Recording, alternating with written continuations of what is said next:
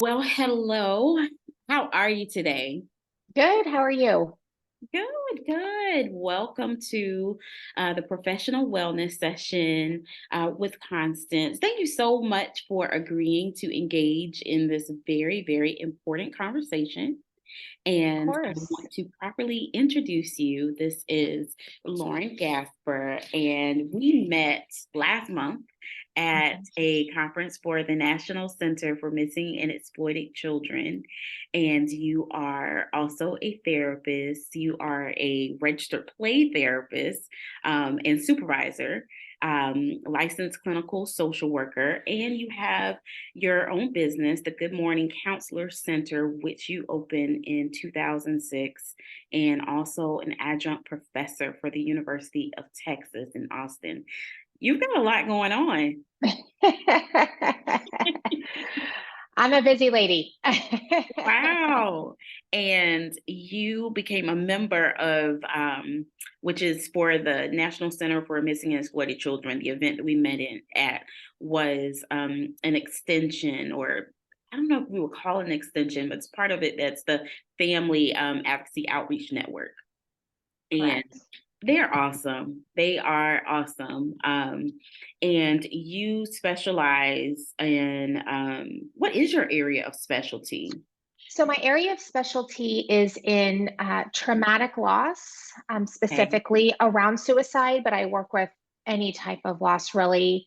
Okay. A lot of medical PTSD, children who have experienced any type of abuse, and adult survivors of sexual and physical abuse. And then, of course, I get kids and adults and teens with just general anxiety, major depressive disorder, things like that. But primarily traumatic loss. And then, of course, working with NCMEC. Okay. And how long have you, I know you opened your doors in 2006, but Mhm. has that always been your specialty, your special area? Yes, I would say yes. I mean, ever since really I was in graduate school, I started volunteering for a grief organization, and that work has just evolved. It's opened up many doors for me.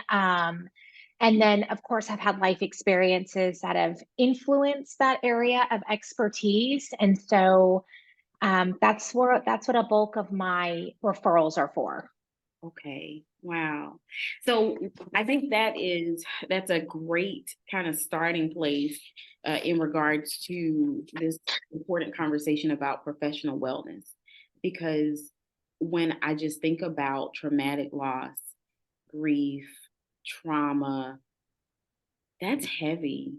That is Hmm. really, really heavy. And I've worked with sexual trauma for about 16 years now, and I've taken some breaks. But it's a heavy area and topic to work with. So what does wellness look like for you with your area of specialty? So wellness for me is a few things. One is like my physical health, and so Hmm. I'm a runner. I didn't start out as a runner. I actually my brother died in 2008, and I was teaching at the time. I actually don't. I haven't taught in a number of years, but at the time I was teaching at UT. I was there for 9 years, and I had my practice, and I had two little kids. I had a 22-month-old and a 4-month-old, and my brother died. Wow. And I just, in my grief and in my practice and dealing with trauma at work, I was just like, something's got to give. And so I just started running. And it wasn't like I had been a runner. I was just like, I'm just going to run for the next 2 squares of this sidewalk. And then I'll just walk for a bit. And then it was 4 squares. And then it was the whole block. And then it was 2 blocks. And it just really, I mean, saved me in my grief. It wasn't everything that I needed, Hmm. but I always, when I need to cry, when I need to talk to my brother, when I feel like I need to clear my head, I always go back to, I just need to go on a run. I just need to go on a run. I just need to go on a run. Um, and so that has been a huge source of wellness for me. And then I also look at wellness as just how I allow my brain to let go of the trauma that I hear all day, every single day. When you work, I mean, of course, I think every therapist hears difficult things, but when you work specifically in death and you specialize in suicide, and that is what you are talking about all day long, there Mhm. has to be a place where you can disconnect your brain and your body from what it has absorbed all day. And so for me, when I leave my office and I walk into my home, that is like an intentional disconnection for me. Um, where I go into my routine, I focus on my family. I don't talk about my work. I think for a little bit, my husband struggled with that and was like, I just feel like I'm not really hearing about what you're doing. But I think he has really figured out that that is a part of how I keep my wellness is to Yeah. not talk about, not give someone else the trauma and talk about my trauma and just Mhm. like, how was your day? It was good. Here's what we're gonna, here's what I'm gonna make for dinner, and just kind of moving on. Mhm. Um, and then also for me, it's knowing I pay a lot of attention to my sleep. I think it's funny, I used to never care about sleep. And then when I became a mom, I became a little obsessive about my kids' sleep, and I still am. I really hyper focus on their sleep. And in the last few years, I have found I have really prioritize my sleep. And so some days I may not go on a run because I've decided I need that sleep. And I feel like sleep is when, we know neurologically what happens with our sleep, but I feel like sleep is when my body lets go of the trauma from the day before and it's kind of preparing me for the trauma for the next day. Um, and so for me, wellness is really about that connection between the brain and the body and Okay. making sure that they're in sync and aligned to just keep you going day after day after day. Mhm. Mhm. That's I'm glad that you're talking about this because you are the first therapist that I've talked to about professional wellness. And what stood out, one of the things that stood out to me was when you talked about not talking about work after work. And I think that individuals who are not therapists don't fully understand the weight that comes with hearing the different experiences that others have experienced, the feelings that they have felt. I know for myself, I feel as though I have to keep space, hold space for my clients, but Yeah. also try to balance that into that space not just kind of overtaking me. Um, and it's not simply someone coming and talking to you. Because sometimes I think outside of the field of therapy, it's seen as, oh, you just go talk to someone. And Hmm. yes, but you're clinically trained and you've done research, and it's more than just going to talk to someone. And it's important for us to have those healthy boundaries that help us be at our best self and to be well and continue to help our clients throughout their journeys. I totally agree. And I think that there are times where I may share a little bit more with a friend, or because there's only so much that I think people can take of saying, how's work? And you're like, it's fine. And then saying nothing, right? That almost feels like I'm shutting you out. Mhm, And so it's that balance of how much do I tell you that satisfies you? How much do I not tell you to keep the integrity of myself as the clinician? mhm, And I also think about, what do I want my friends who are potentially in therapy or have kids in therapy, what would I want them to think their therapist is saying, yes, right? When they go into their homes or they go and they have dinner with a friend and their friend says, how is your day today? yes, And so I'm really also cognizant of, as much as I would maybe love to, without providing information about a client, maybe be able to be a little more honest about my day, like some of my friends can be. I'm also aware that they may be in therapy, and I wouldn't want any of them to think that their therapist goes to their friend at dinner and is like, I had the hardest draining day. It's to me, it's kind of like, then you shouldn't be doing this, Yeah. then you just shouldn't be doing this. And I think we're also human. I definitely, I was at my son's football game and a couple of friends were like, how are you? And I was like, well, I'm a little crispy after my day. It was like just enough to say Yeah. like, I had a rough day, Yes. but I certainly didn't want to launch into, oh my God, it's so hard being a therapist, because I don't want them to think their therapist is talking about them that way. Mhm, So mhm. it's kind of a tricky balance. It is. It is. It is a balance in that you would like to think that, especially in the helping field, that you love what you do, you're passionate about what you do. Also, knowing that there are times in which some days are harder than others, some days are more challenging than others, and finding that balance. And that's with that skill of being a therapist, to make sure that you're managing your emotions and you're checking your emotions Hmm. from your own personal experiences. So as you were talking about, when you shared about your brother passing away in, I believe you said 2008, Hmm. so a few years after you opened your practice, um, and how you realized that going for a run was helpful for you. How did you make sure that that the grief was not impinging your work as a professional? Yeah, well, luckily I was in therapy already at the time, Mhm. to process some things that were happening with my brother and just in my life. And so I already had that support system set up.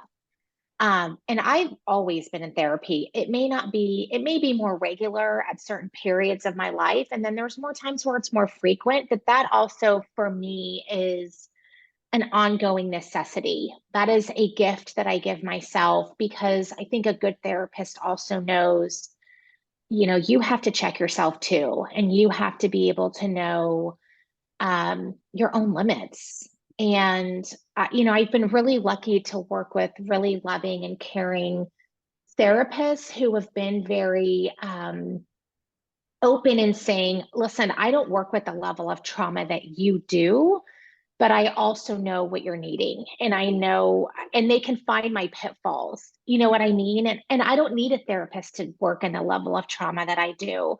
That's not what I'm looking for. But I do need someone who can tolerate what I'm talking about, right? I can't talk about working with a child who had been recovered after being abducted, for years, and have that therapist look at me like, I don't know what to say to you. um, I remember, I worked with 9/11 victims early in my career, as a 9/11 therapist for a grief agency in Boston.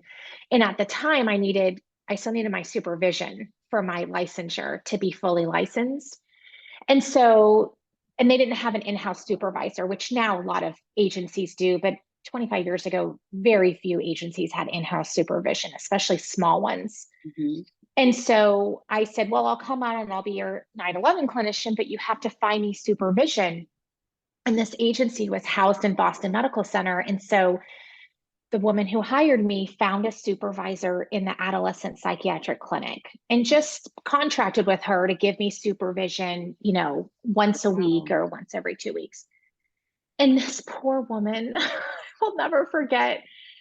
I mean, she had obviously been in the field for years. I was like 25, 24 years old. She was probably mid 50s, working in an adolescent psychiatric unit, Boston Medical Center.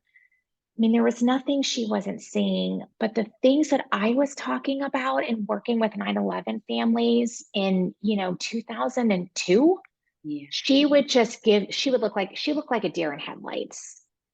And she would say, like, I don't know what to say to you. And I was like, well, I need you to say something, because I need that support. And she would just say, I just don't know what to say to you. And so I have been really intentional in seeking out clinicians who, again, they don't need to identify with what I'm working with, but they have to be able to tolerate what I'm going to talk about. You know what I mean? Um, because I need to make sure that I'm getting as much validation and care and compassion as well and love as I give to my own clients. Mm-hmm. And that's part of my wellness as well.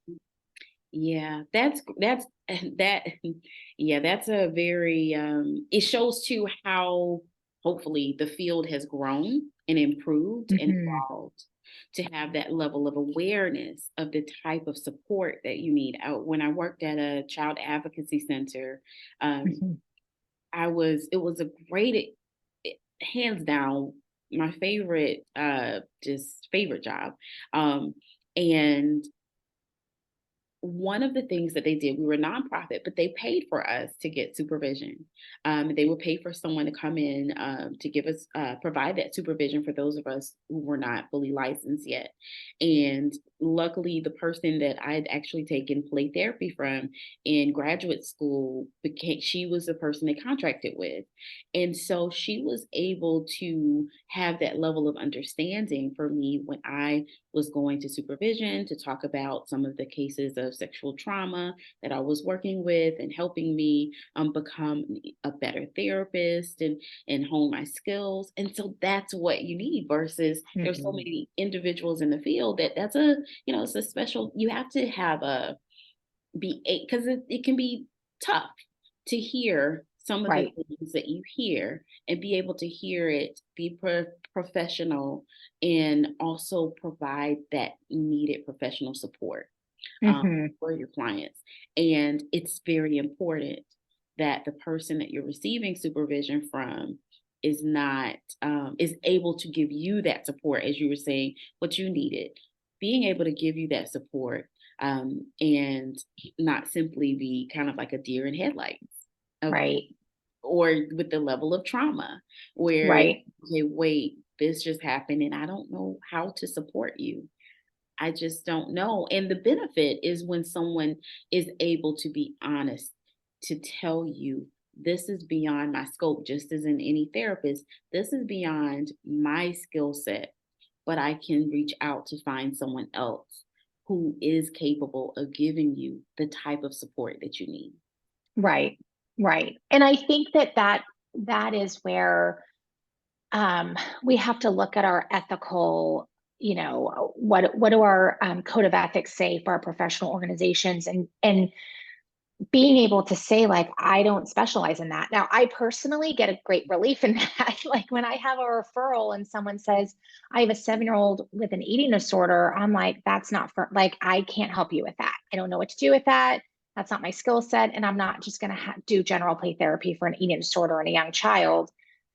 But some of that to me is just also being able to say, I am happy to know what I don't know. Yes. And I love knowing when I don't know something because I know what I know and I can help all of those people, but it's also being able to say I don't have to worry about helping these people knowing that it is going to stress me out, keep me up at night, make me Yes. question my skill set, right? All of those things that I'm like, why would you want that? Why would you want to try to practice in a scope that you can't? Um, and I think sometimes that's also knowing our limit of how much we want to know. I think nowadays there are clinicians who get all the certifications and do all the trainings, and that's great. But for me, I'm kind of like, I've done this for 25 years. I don't know if I really want to spend more time getting more certifications at this point. Mhm. Um, and again, I think for me, that's another way to create a personal boundary for myself around my skill set so that my wellness Mhm. is what it needs to be Mhm. from day to day in who I work with, how I work, the work that I'm doing. Um, as you mentioned, I'm a registered play therapist. That's a practice that I have done since I started working, which I love. And I've been doing EMDR for probably about 17 years now. Okay. And so between those two, I feel good about my skill set.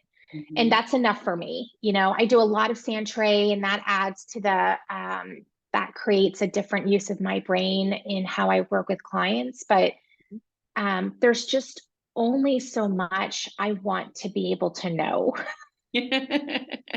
Yes, and that can be a form of wellness as well. Absolutely. Because it's great to be well versed, but there also can be a limit of how much you can take in. Like I agree. and I think too, for myself, I'm starting to learn more about the more scientific data related to ADD and ADHD, and I feel comfortable with that. And knowing what feels okay for you and where you're not overwhelming yourself, and when you feel as though, okay, I need to refer you out, and when you know, okay, I can learn more about this to be the best therapist that I can be for my clientele. Absolutely. And I have a lot of respect for the fact that our field has really normalized a standardization in a practice. There's a lot to be said about that. There's a lot to be said that in order to do, SE work, you have to, somatic experiencing, you have to do the work. If you want to be certified in EMDR, you have to do a level of work. If you want to be certified in Adlerian play therapy, you have to put in the work. So I love that our field has also created high expectations of standard for what we do. I Mhm. love that. And um, it also makes me tired. you know, it makes me tired because I will find out about a form of play therapy now, or a form of therapy that I'm like, oh, that speaks to my soul. And then I start looking into it and I'm like, oh, you want me to do a 9-month course Yes. with 4 weekends and 6 months of supervision? And I'm like, yeah, I'm too tired to do that at this point.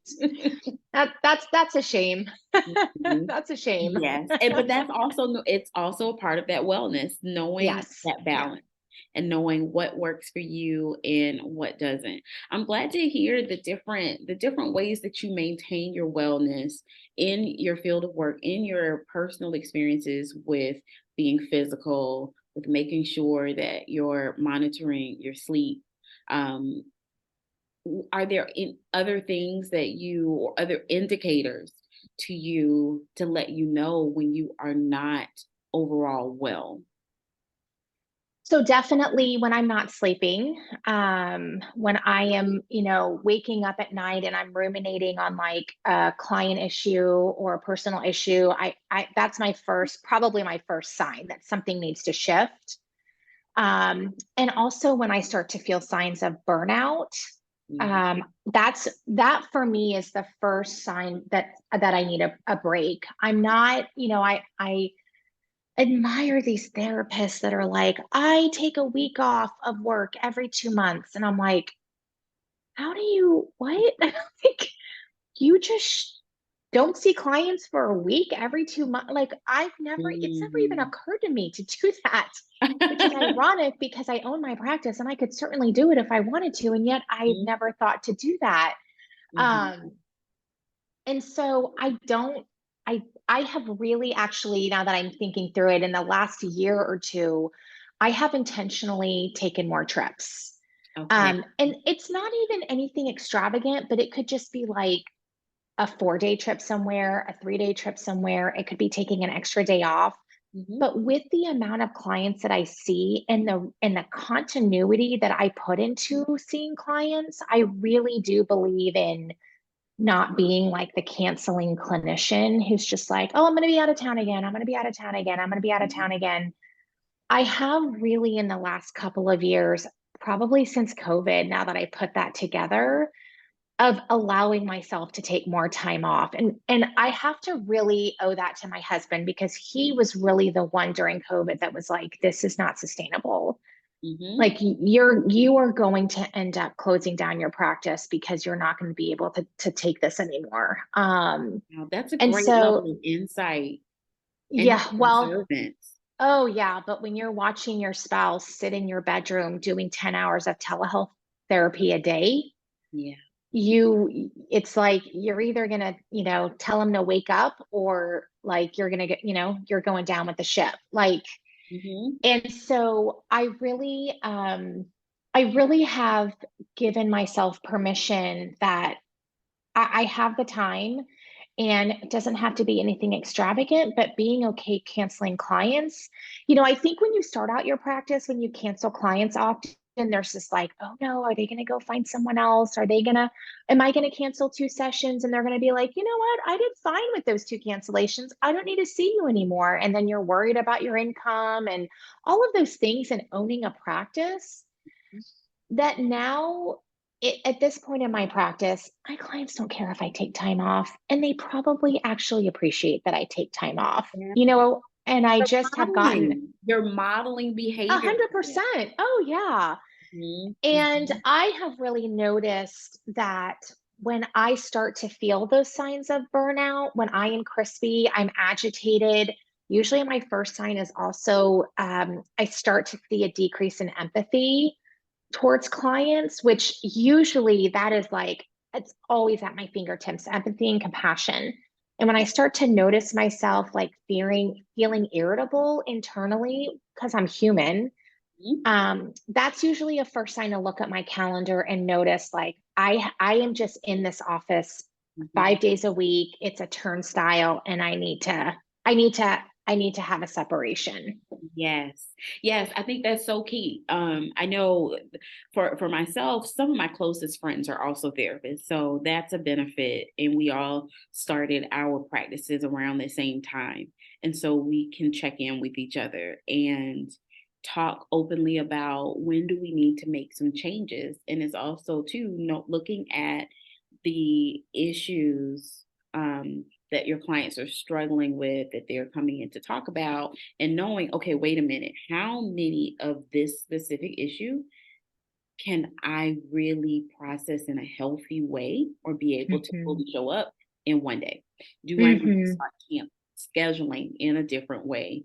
If there's someone who's really struggling with depression, I know for myself, when I worked at the Child Advocacy Center, that actually was the first time that I noticed that I would start feeling tired if I was sitting across from someone who I later found out was dealing with depression. I could truly feel it. And I just Hmm. started feeling more tired, more exhausted. So those are some of the changes that I started doing of, okay, I know that I am going to feel completely exhausted. So I've got to change this around a bit. Absolutely. And that's also, you have to know your body to feel that and to recognize that and notice that.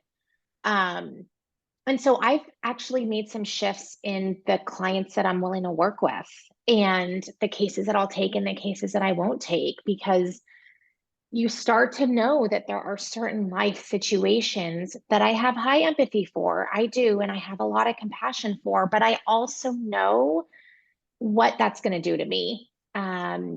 Stress wise, the way it's going to drain me, the way that, just the amount of time that it's going to require of me on top of my entire caseload, to where I've said, I can't be the one to do those types of cases anymore. And I think especially as a social worker, are you a social worker or I'm an LPC? LPC. Okay. I think also as a social worker, and I'm sure it's similar in counseling programs, but in social work school, it's like that mentality of like, we are here to help people that need it, and we are here to help those that, aren't able to find the best way to help themselves. And so it creates this mentality of like, you have to give all of yourself to help the people that can't, because that's what we're here to do. And not everyone can do. And it almost creates this sense of like, I have to give up myself for other people as a social worker. And when I was teaching, at that point, I'd been practicing when I started teaching, I'd been practicing for at least 6 or 7 years. And I would say to my students, like, if you think that's the way to last in this field, you are extremely wrong, and you are not going to, you will not last more than 2 years. Mhm. It cannot be a fight for who works the Sustainable. hardest. Oh, yeah. It's such an odd standard in our field. Yeah. Um, because, pilots, there's a standard for, we're going to tell you when you can't work. We're going to tell you when you, Exactly. right? Like, we know you should not be working more than this many hours in the Truck air. drivers. Yeah, truck drivers, exactly. It's just, even doctors, surgeons are like, yeah, Mm. I don't operate after this time. I'm done. But somehow for clinicians, it's just become, I will give everything that I can of you. And I think that the pandemic, for some clinicians, either made that worse and created a template for, I just give and I give and I give and I give and I give, or it helped clinicians hold up a very, very, very strong boundary because they learned a lot about their limits and how much they can take on in client content and how much time they're willing to give to clients for their own wellness. Yes, that's such a great point. Now that you mention it, I'm thinking about during the like 2020, I personally felt as a therapist, like, okay, I've got to take as like the clients who are coming because all of the emotions that everyone was experiencing in the early days and feeling as though, but this person is reaching out, so I've got to be here to help them. And people who had never even initiated counseling before, and okay, they want counseling now, and so many people were they were grieving the loss of so Mm-hmm. many members and trying to hold space for everyone. But you got to remember, you have to hold space for yourself too. Yeah, and that was a hard place for me because I I had my clients, but then I was hearing from clients from 5 years ago, 8 years ago, who were in distress, and then I was getting new referrals, and I was doling them out to my other clinicians, but you know, it was just that time where people were in such distress that when you get those referrals, you're in this internal space of like, how does it feel for me to reject someone in this distressed place in their life? And Mhm. how does it feel for me to openly say to someone, I am not going to help you? Not from a place of, I don't like you, or not from a place of, I don't care enough about you, but from a place of, I can't help you, or I'm not able to, and knowing I'm setting a boundary to take care of myself, but I'm choosing to make someone else keep hurting in order to take care of myself. And Mhm. I don't really like, I can't think of another field where that happens. Like, I'm going to make you keep hurting because I have to take care of myself. Mhm. It's just a weird concept It in your job. You know what I mean? It's just so is. weird. It is. It is. It, and I can identify with that too, with grief, with deciding at different points of just losing people, deciding when I can take certain people on, and feeling kind of Mhm. selfish for saying no. Yeah, and I've also had to just get to a place, at some point, to circle back to, there are lots of therapists in this town.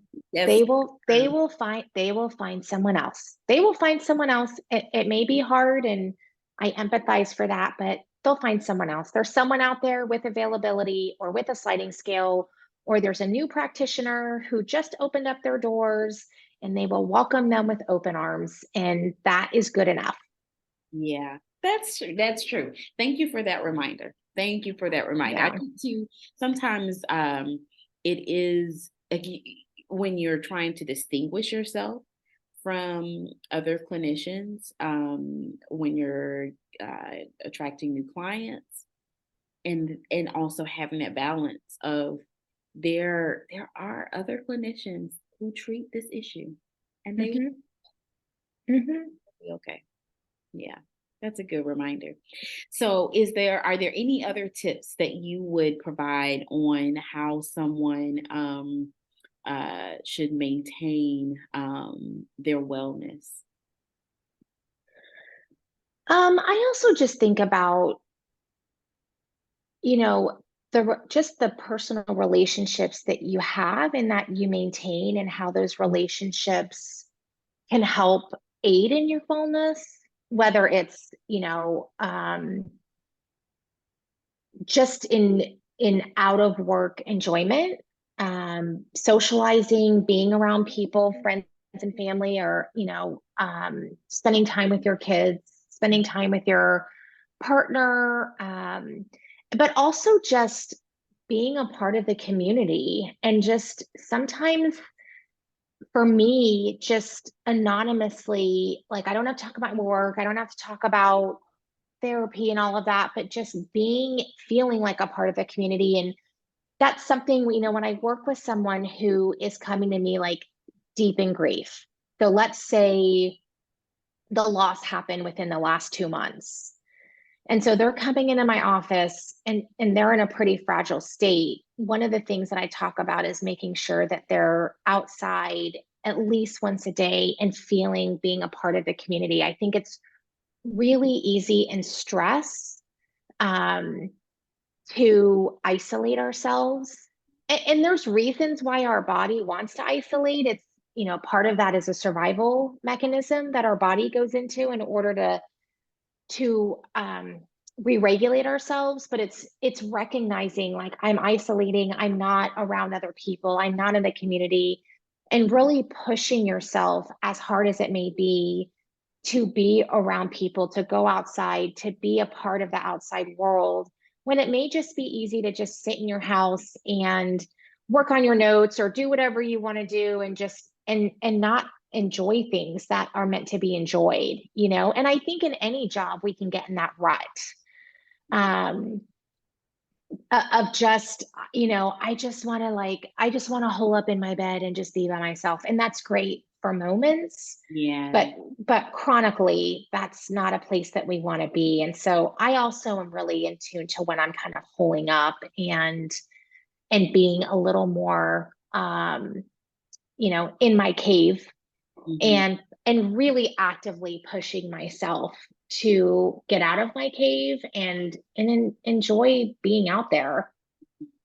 Yeah, especially I mean, different seasons have different benefits, but especially now in the fall and just observing nature, Hmm. observing the changes in the weather and the feel of the different temperatures on your skin. And yeah, so that's good. That's good. How Yeah. is the weather for you? Are you in Austin?